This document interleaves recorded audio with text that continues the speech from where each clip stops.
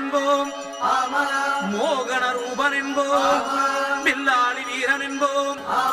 வீரமணி கண்டன் என்போம், பந்தளராஜன் என்போம், பம்பாவாசன் என்போம், கலியுக வரதன்